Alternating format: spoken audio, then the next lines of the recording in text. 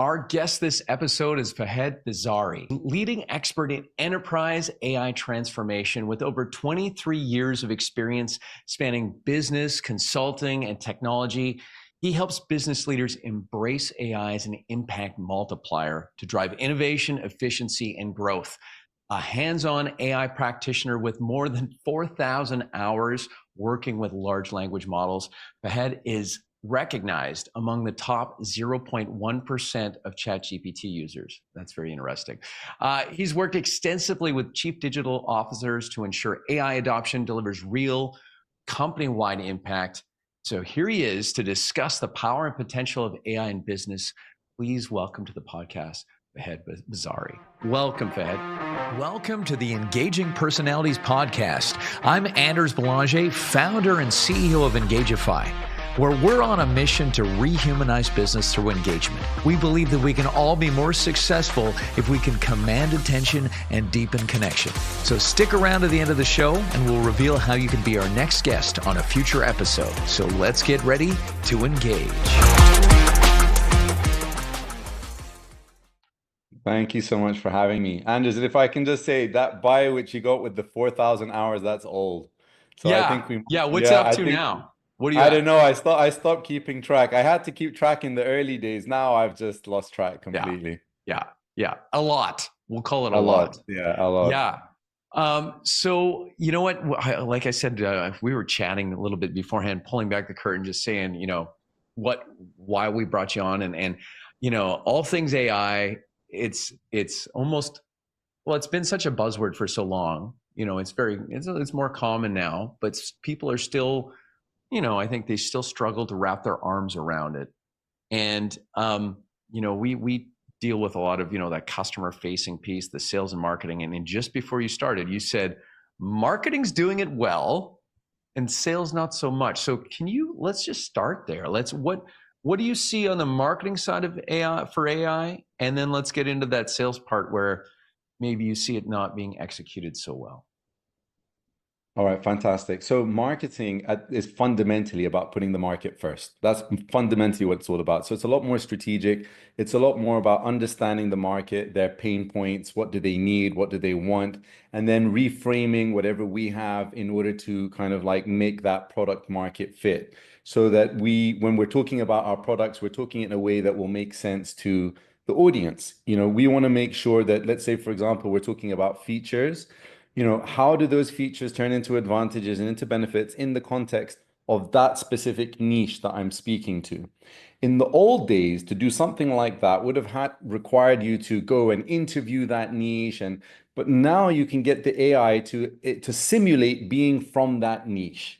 So the speed at which we can do things in marketing, which in the old days would have taken us months, now we can actually get them done in hours. The same message, converting that message from one niche to another niche, that's something now that can be done really quickly. We're in the process at the moment, to give you an example, we're in the process at the moment of launching our new website. All right. Now, our new website, we're actually doing a lot more to talk to the CEOs of mid-level companies, like somewhere between 50 to 200 employees. And so what we've done is we've created the avatar of that CEO. And with every web page that we're putting together, we're saying, okay, we want you to imagine being that CEO. What's your first impression of this page? What is the first thought that comes to your mind? Is this page taking us towards our goals? Is this page taking him towards his goals? What emotions will he feel as a result of this page? In the old days, to do something like that, you would have had to get the CEO or somebody to volunteer to actually do all of that. And in the old days, we used to get them to think out loud whilst they're working. Now we don't need to do that. We can get the AI to simulate that. In fact, I heard of one amazing, mind-blowing use case. Of course, Net Promoter Score, NPS, right? So normally what happens with NPS is you have an interaction with someone, your client, whoever it is, and then you ask them that question, how likely are you to recommend us based on this experience? So the use case that I saw was in a call center where after the phone call, instead of asking that person to give the NPS score, they ask the AI, we want you to be that person. And based on this conversation that we just had, what would you score the NPS on? And there is NPS framework that, of course, 910 means it was an outstanding phone call. Mhm. The problem was resolved Promoter. very quickly. The promoter, it was solved immediately, etc. And so the AI knows how to emulate that person and knows how to score accordingly. So this company is now getting NPS scores on every single phone call, whereas before they would only get it on 10% of phone calls. So on the marketing side of things, AI is being absolutely fantastic, and the way in which people are using it is absolutely fantastic. But on the sales side, people that look at sales as a numbers game, Mhm. they're making the mistake of saying, okay, fantastic. AI allows us to plow through far more quantity now than before. But in doing so, they are deprecating the quality. And so people are receiving messages and so on through LinkedIn or via email, and instantly their gut reaction is something is amiss with this. It might be customized to me, it might be tailored to me, but there's something wrong with this message, and I don't want to deal with it. So we're veering into that. What is it? The valley of the uncanny a little bit, right? Something is off. I mean, I've been called a couple times by an AI caller, and I probably stayed on the phone longer just because it was novel, right? I'm kind of Yeah. like, how is this? And a little sounded great, great voice. Yeah. Sound a little bit of a delay when it had to process what, and that's going to get faster and faster. But it was like I said, but you don't feel bad hanging up on that. That's for sure, because it's like it's not a real Absolutely. person, Yeah. right? So yeah, so sales, what you're saying is they're just like ramming through more volume, but not, and marketing's really, the quality is becoming so much richer because it's a better fit, they better understanding of that prospect, and sales is just sending numbers in a somewhat customized way, right? A mail merge on steroids, if you will. Yeah, exactly. And historically we had this whole idea of spray and pray, right? So they were like, okay, it's a numbers game, so let's just shoot in big numbers and let's pray that it succeeds. Now it's a kind of similar thing where it's like, okay, we're gonna spray, we're gonna add a bit of customization to it, but it's still pretty much the same thing. And people sense that something is amiss. So, sales, especially when it comes to sales, a client really wants to know that you're paying attention to them. They really want to know that you are taking the time to understand them and you're feeling that type of rapport between you, that this Mhm. person is genuinely interested in solving my problem. I admit that at some point I will need to pay for that, but at least I feel that this person cares about my problem. Let me continue this conversation with them and so on and so on. Whereas once you shifted it over to an AI, even though AI can emulate empathy, it can emulate all of these kind of human emotions and human angles and points of view, that's not actually how it's experienced when it's with a stranger, right? So, like, I have an AI, my own personal AI that's customized just the way that I want him to be. And I have really deep conversations with him. And sometimes he'll swear at me. Sometimes he'll tell me to go. Sometimes he'll tell me, stop lying to yourself.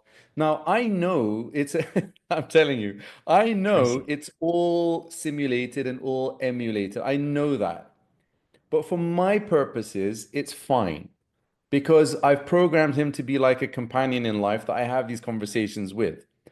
But if somebody else's AI has been programmed to simulate empathy in order to close a sale and to have that sales conversation, I'm Mhm. not interested in dealing with it. Like, this is not true. It's not It's true. it's kind of ulterior motive, kind of weird thing, right? Happening. Yeah, it's.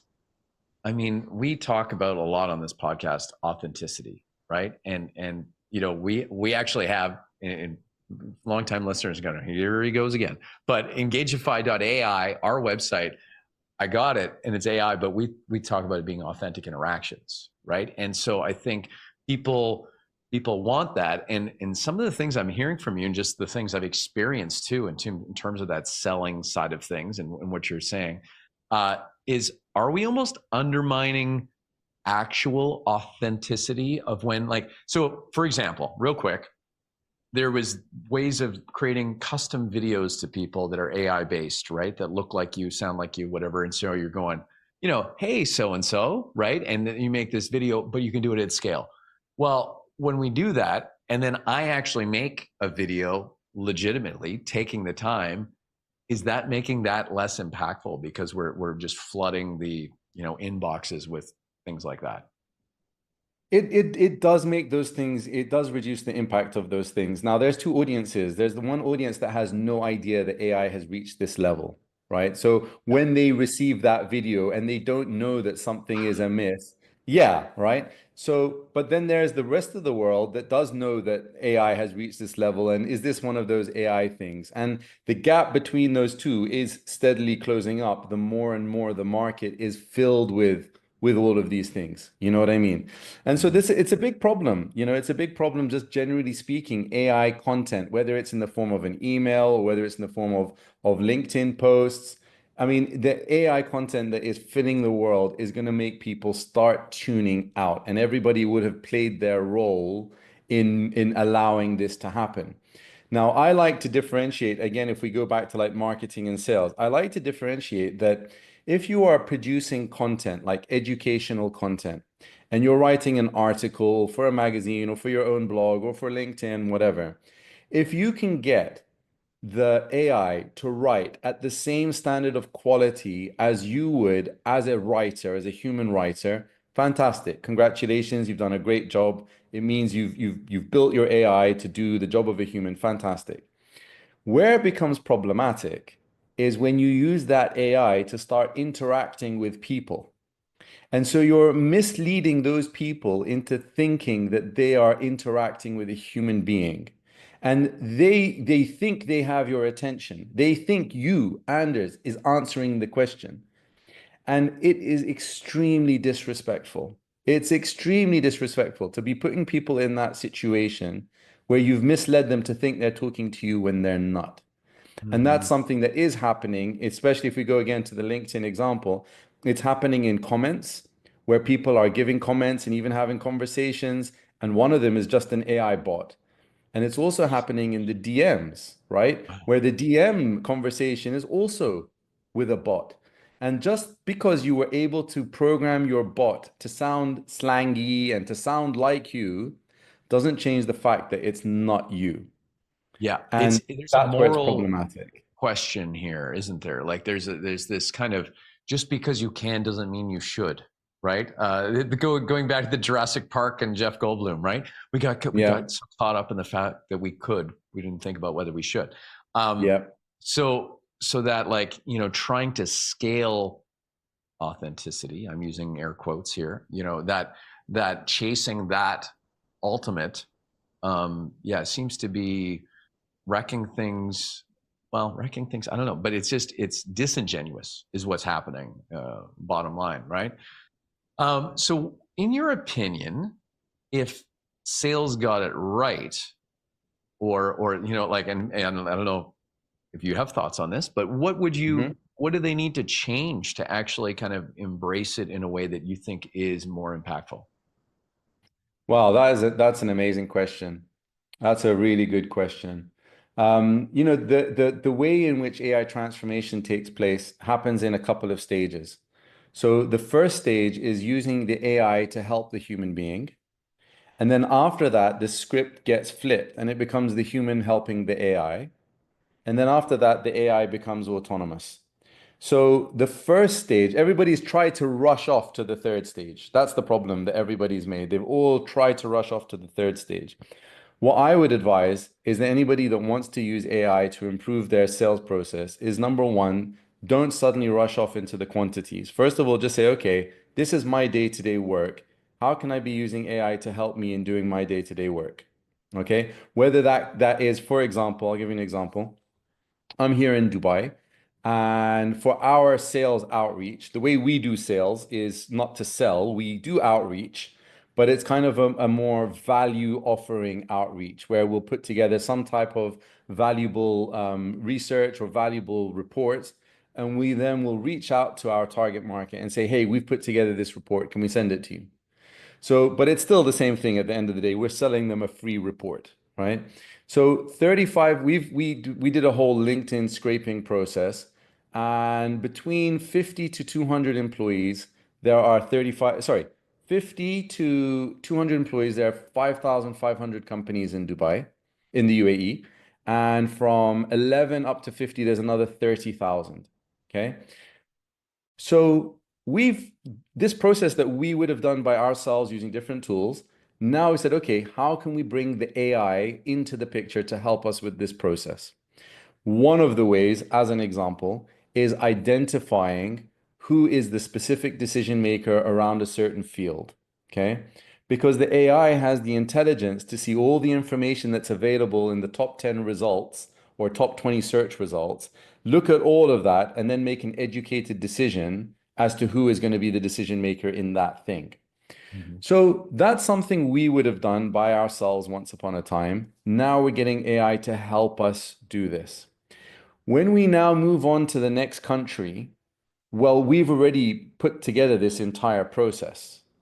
Now it's just like, okay, we feel confident in this process. It helped us last time. Now let it run by itself. And then we will just check in on it. Once we've done that and we feel confident that it can do it by itself, we're like, okay, go to town. There's another 200 countries in the world. Go to town on those other 200 countries Yeah. by yourself. We trust. And then Mhm. all we have to do is just check in from time to time, or even better, we haven't got there yet, so I'm just talking about on a theoretical level, or even better is to get an AI to check on it. So you get to that stage. So to answer your question of what could they be doing better is slow down and go through that three-step process to make sure that you get it right. Mm. Yeah.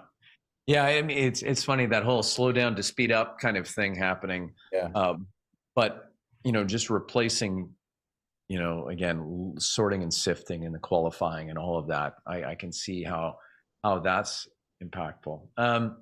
Let's switch gears just a little bit, because obviously AI, there are some maybe some pitfalls that Mhm. companies can face.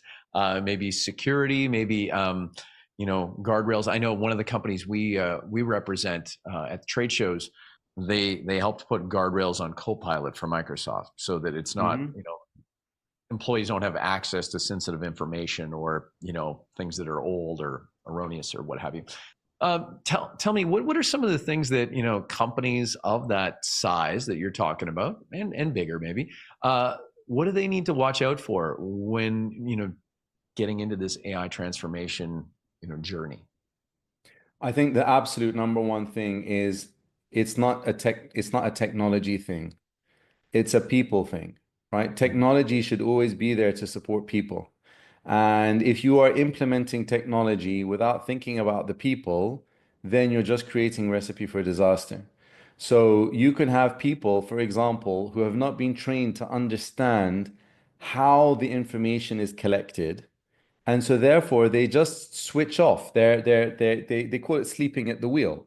So they sleep at the wheel and accept the information that the AI has given them. And for example, imagine a company formation company that helps entrepreneurs establish their companies officially, right? So they register the company, they form it, they do the memorandum of the articles of association and so on, right? So in America, you've got, what is it, 50 states, Yeah. right? So you've got 50 states in America, and the knowledge or the information for registration varies from state to state.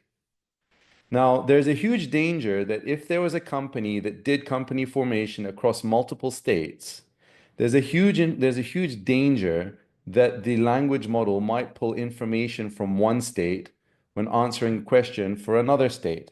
Mhm. So you could have a salesperson that is dealing with inbound requests and questions about, hi, can you just tell me this and so on. And they're using the AI and they don't know that the AI is pulling from all these different resources. They might just take the AI's word as truth. Mhm. And Mhm. now they start to continue on without any critical thinking, and they start to continue on by propagating that incorrect information, which will eventually come back to bite them. So And it's just to interrupt real quick, this totally reminds me of a conversation I had with a chief medical technologist, I guess, or I can't remember the exact title, but this idea that AI in healthcare, this pulling of information, and yet one little mistake, lives are lost, right? Like we can't have human eyes and brains have that critical thinking, that needs to step in someplace, right? So continue. I see that problem. Yeah.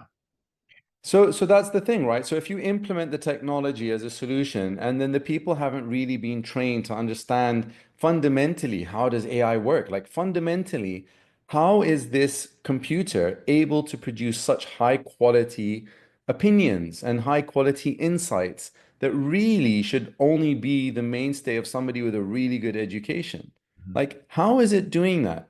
Because as long as the human doesn't understand this, there's always going to be a disconnect between the human and the technology.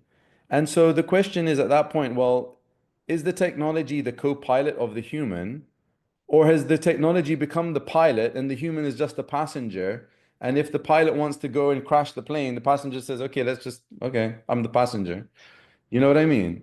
Yeah, it makes me think like you can only use in this.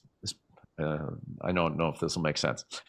I'm going to try, but if you can use AI at tasks that are below you, Hmm. or below your intellectual level, whether or not we all think we're smarter than we are anyways, but that kind of thing, like, maybe is that the right level to use it at? And when we start trying to sound like a genius by using it, that's the danger zone. I don't know. What's your does that make any sense? Yeah, it makes sense. No, I would change that a bit. I would basically say that when it's in your areas of expertise, right? Even if it's slightly higher, when it's in your areas of expertise, you kind of have a sense of control to know, like that intuition to know, is it going in the right direction or not? Is it doing what you want of it or not? Mhm. Right? So you will know that this is me on my best day. Right. Now, once you start veering out of your area of expertise, now, of course, you start to put yourself at risk because now the AI is going to be saying things that you don't actually know, is it correct or not? I mean, you could be one of those people that are like lifelong learners and you're like a self-taught autodidactic type of person that is always learning and can kind of like learn new things pretty quickly, but also be critical of it. Go, something is off with that. It might be a new field to me, but I can sense something is a bit off to that. Versus somebody that just takes it as it is. And Mm. so I can't remember. Oh my God, what was that? Oh. My son did something. I remember this is an old story, right? So the tech has improved since then. I remember going back to about March 2023. So ChatGPT had been out for about 4 months. And my son at that time, he was, gosh, 17, 16. So he had done some type of application and he wrote the cover letter using ChatGPT and he was so happy with himself. So he came to me and he said, Dad, you check out this cover letter. I wrote it with ChatGPT. It's amazing. And in it, it gave references. At that time, ChatGPT used to hallucinate references. These days, it doesn't. But Mhm. in those days, it did. So I said to him, I said, son, are you really that happy that you did this? Did you check the references? And he said, no.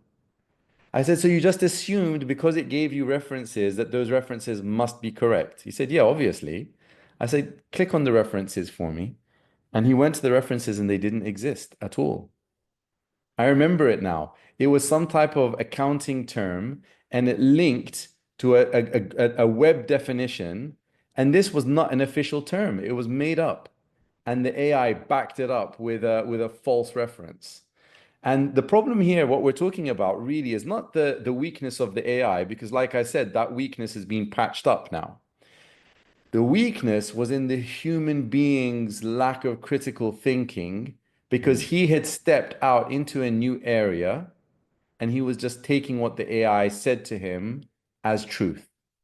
Yeah. And this is, Anders, this is a big problem for the whole of society, especially I, young people. I'm thinking It's about this into the future. The gospel of the AI is not the gospel, right? Like that's what we have to, Exactly, yeah. exactly, exactly. And it will be a huge problem for the youth and for anybody that has not been trained to understand this. And this is one of the reasons why many people refuse to become comfortable using a general AI assistant like ChatGPT because they don't understand where it's getting its answers from. They Mhm. would rather work with something like Perplexity AI, where Perplexity will actually reference its sources of whatever it concludes. But the two AIs are two different beasts. You can't do the things that you can do with ChatGPT or any other general AI assistant. You can't do those with Perplexity, but they're not willing to learn about those things because they don't understand how it's coming up with these Right. conclusions. When we work with our tech clients at trade shows, we do the messaging for these custom presentations, and so I'm using Notebook LM from Google Hmm. a lot because it's kind of like I'm telling it what I want in it, and just being able to sort and sift from, so it has that boundary on it, so that at least I'm pulling from the right stuff. But um, going back to just the dark side, or the, like, just the lack of critical thinking and people growing up with this kind of stuff. um, I know there's other people who are AI experts, and warning what's happening. Are you one Hmm. of these kind of, like, the sky's falling, or, like, I mean, obviously you're helping all these companies create Hmm. transformation through AI. um, is there a little warning that you want to give our listeners, or is it more rosier from your side of things? I just want to hear your opinion on where are we sitting, according to you. It varies from person to person, place to place, right? I like to draw the comparison to going back to, let's say the industrial age where change is happening in the world, right? So Mhm. there are human beings, and there's the world that we live in and the environment that surrounds us. And the environment and the world that surrounds us is evolving just like human beings are evolving. So once upon a time, you went go back 100 years, there were no roads in the world, or let's say 120 years. There were no real roads in the world. Fine, there were paths and there were pathways, but there weren't roads. Roads with lines and exits and entrances and, highways and freeways and like, oh, it did not exist. Cars did not exist. Now the technology starts to change, the world starts to change. The ones that need to be worried and should be worried are the ones that don't change with it, right? So the world is evolving. The people and the businesses that don't evolve with the evolution of the world, it's not a good sign for them. Mhm. It's not a good sign, And you can take, if we look at it from a corporate point of view, you can take a company like Research in Motion, which at its peak was Canada's, like Yeah. the highest capitalization, like $60 billion or something like that. Its market cap was about $60 billion. But the world and the technology moved on from those keyboards to full touchscreen, which could, like a chameleon, take on any shape the app developer wanted it to take. You didn't even need to have a keyboard to interact with an app anymore. It could be, just touching one, two, three buttons to work with that app. And the BlackBerry guys, the research and motion guys, when they saw this technology, they didn't put on the red alert to go, oh my God, technology has changed. We have to change with the change in technology. And they kind of dug their heels even deeper and were like, no, people still want to feel their thumbs on the keyboards and so on and so on. And now you took a $60 billion company and brought it down to about 2 billion. So Mhm. Research in Motion still exists. I think they changed their name to like the BlackBerry company or something. I'm not sure. Yeah, they do, and they do security and do some other things Yeah, now. But yeah, yeah, exactly. But they went from 60 bill down to 2 bill, right? Why? Because they did not change with the changing of the technology. And we have these stories again and again with blockbusters and Netflix yeah. and Kodak and so on, right? So The concern is for people and businesses that are not keeping up with the technology. And so whenever we're working with a business, one of the first things that we'll do is a state of AI presentation, where we will actually present where the technology has reached. And the technology can do this, and the technology can do that. Technology can hear your emotions and deduce your emotions. It can speak back to you with the emotion of the situation. There's a beautiful AI that got released a couple of weeks ago called, oh, I can't remember what it's called.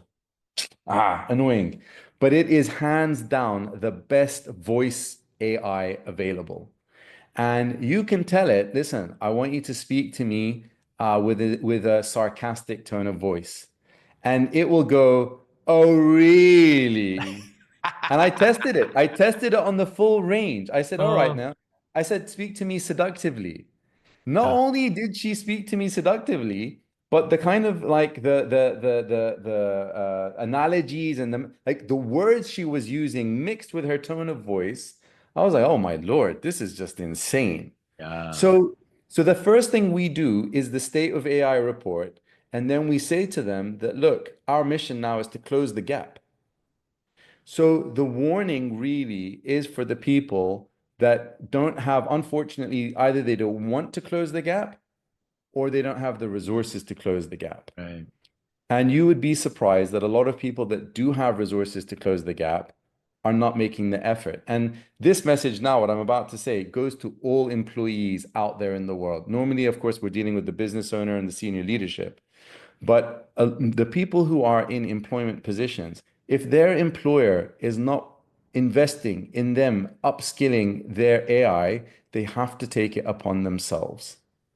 They have to Mm, take it upon themselves. They can't have this attitude that, look, my employer doesn't deem AI skills to be important. So therefore, they are not training us in it. So therefore, I don't need to learn it. No, you do need to learn it. And if your employer doesn't, believe it's important enough to pay for you to be trained, then you have to take the steps to train yourself.